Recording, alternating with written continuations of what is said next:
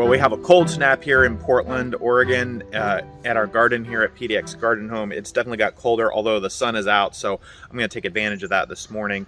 But it's definitely below 50 degrees around here, and it's supposed to get colder over this next week for a few days.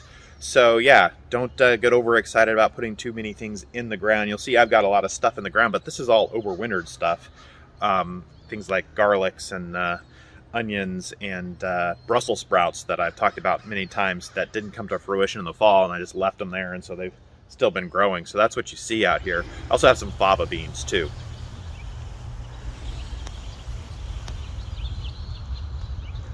Well, I just can't do it. You see on the internet, on YouTube, on social media, gardeners, everyone's talking about winter sowing. I just can't get into it. You know, I've got my way of doing it. I've got my basement nursery, as you've seen. I've got my greenhouse. So yeah, there will not be a winter sowing video coming along on my channel. Nothing wrong with it. I'm definitely watching all the my fellow gardeners who are doing it. I'm watching it with fascination and with inspiration, but that's not me. I'm not going to be putting milk jugs and other kinds of contraptions out here trying to sow in the winter and see things come up. I'm going to do it the old-fashioned hard way, because that happens to be our family motto. We do everything the hard way anyway, so I'm going to carry on with that.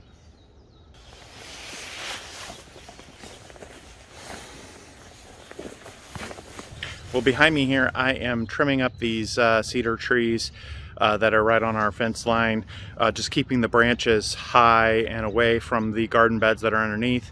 The sun comes in front of me here behind where the camera is, and it comes up over the day, so it's really nice because it makes sure that area actually does get some sun, but then in the evenings the sun sets back that direction and the trees shade it, so it's a cooler, shadier area than other parts of the garden out here, and that allows me to have kind of a different climate zone, or a different not really climate zone, but different shade zone, I should say, a different lighting situation to try some different plants in that area.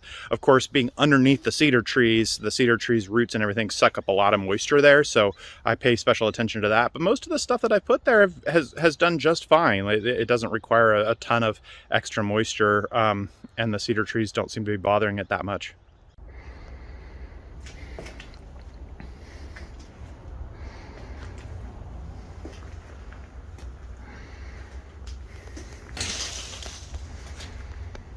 Well, I'm in the process of moving the onions here, onions, leeks, and shallots out to the greenhouse here. It's still pretty cold out here. You know, it's 4:30 or so. It's one of the warmer parts of the day here, and you can see from the temperature gauge, it's only in the low 40 degrees here. And at night, it's going to get quite cold in here still.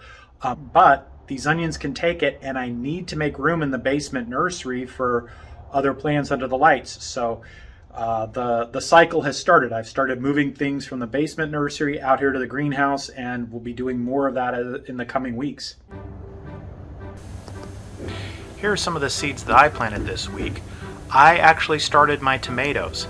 Now I have the facilities to grow them under lights and then transfer them into a greenhouse and grow them as bigger plants in the greenhouse before I put them out into the ground. So not everybody in our area should necessarily start them this week, because I can keep them as bigger plants all the way into May if I need to. I also started tomatillos, Cape gooseberries. That's all just part of the tomato family. I also started some herbs, borage and Mexican tarragon, and then I started some petunias. Now I actually want to plant a lot of petunias, and I only had one package of seeds, so I'm going to see if I can acquire some more and get some more of those planted as soon as possible. And finally I planted sunball.